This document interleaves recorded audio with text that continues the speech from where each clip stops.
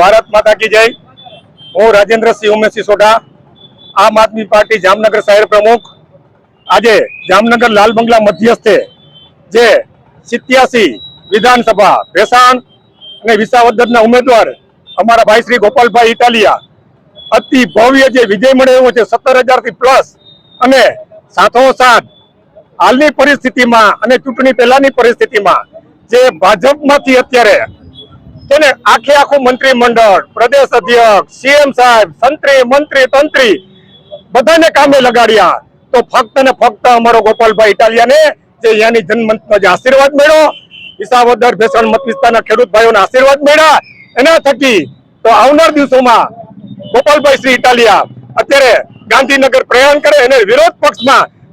ગુજરાતની પ્રજા માટે, ગુજરાતના ખેડૂતો માટે અને ન્યાય માટે સતત લડતા રહે